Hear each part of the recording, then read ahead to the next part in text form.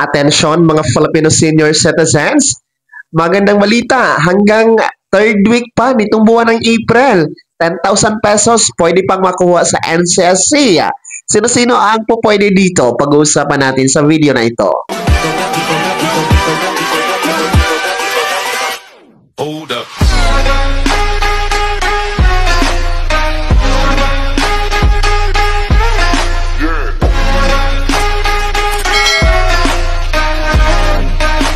Hello mga vlogs, welcome dito sa aking YouTube channel. Magandang araw po sa lahat ng mga manonood. Saan po kayong dako sa mundo? Kumusta mga ka-vlogs?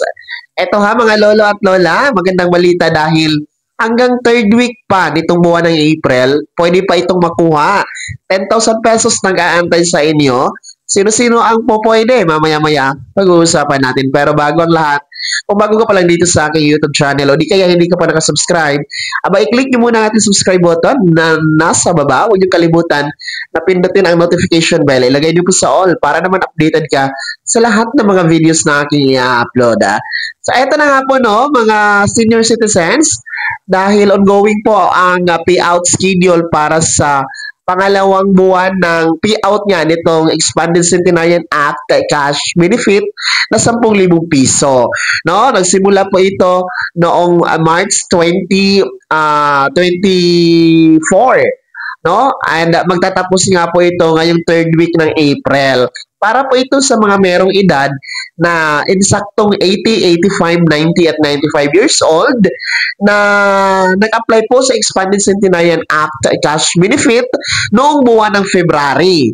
No? Kung kayo po ay nag-apply noong buwan ng February, abay ang schedule niyo po ng payout is nagsimula na po noong March 24. And actually, magtatagal ito hanggang third week nitong buwan ng April. Kaya may oras pa kayo, may panahon pa kayo na kunin ang 10,000 piso sa OSCA office na nasa inyong LGU.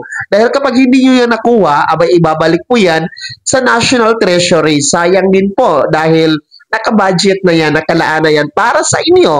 Kahit pa paano malaking bagay para sa inyong mga gastusin, lalong-lalo pa yung mga merong maintenance sa gamot, pambili ng pagkain, at iba pa.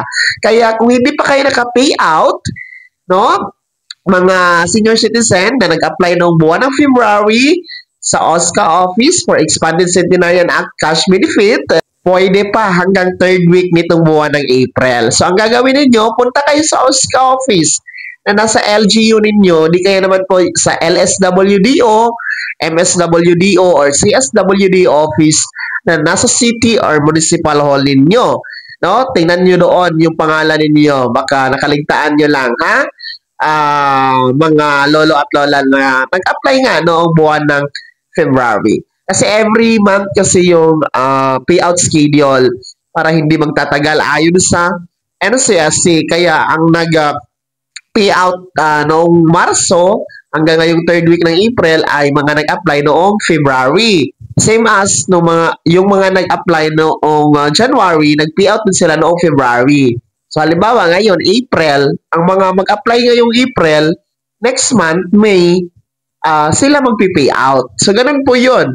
Kaya sa mga gusto makatanggap din ng 10,000 piso, basta siguraduhin na ang edad 80, 85, 90 at 95 years old. No? Mag-apply kayo ngayong buwan ng Abril para makasama kayo sa susunod na buwan ng Mayo sa susunod na payout schedule. So, ganun lang yon. Importante lang talaga is ang edad ninyo nasa insaktong 80, 85, 90 at 95. 80, 85, 90 at 95 years old. No? Magdala kayo ng birth certificate o di kaya any government issued ID. Nagpapatunay lang na kayo ay nasa edad na talaga na ganyan. Ha, mga senior citizen. At makatanggap rin po kayo ng 10,000 piso mula sa gobyerno sa ilalim ng NCSC. Kaya uulitin ko ha, mga Filipino senior citizens, kung sino man po ang nag-apply noong buwan ng February for Expanded Centenarian Act Cash Benefit na 10,000 piso, ang yung payout schedule nagsimula na po noong March 24 at magtatapos po ngayong third week ng April. Kaya may panahon pa kayo na kunin ito sa OSCA office. No? Nasa tinatayang more than 30,000 ang beneficiaryo dito, and then nasa 300, more than 300 million pesos ang nakalaan na budget, no? Meron ng budget ito, mga lola at lola. Kaya wag sayangin dahil ibabalik yan sa National Treasury kapag hindi nyo nakuha. Kaya naman mga senior citizens, sino sa inyo dito ang naka-pay out na ng 10,000 piso? At sino sa inyo dito ang mga nag-apply na at hindi pa naka-pay out, no? I-komento nyo po sa comment section na nasa baba. Pakilakip ng buong pangalan at kung taga saan kayo. Bago ako magtapos sa video na to, kung gusto nyo pong sumuporta sa aking YouTube channel, maaari nyo pong i-click ang ating super thanks button na nasa baba. Sa mga gusto mong i-miyembro, pwede po. I-click nyo po ating join button. Maraming perks dyan mga ka-vlogs. Be my member now. Sana naging gabay ang video na to.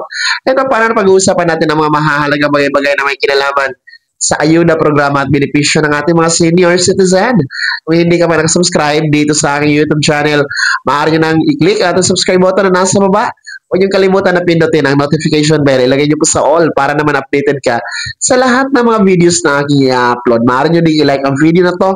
At kung meron ka pang mga katanungan, maaari niyo i-comment sa comment section na nasa baba.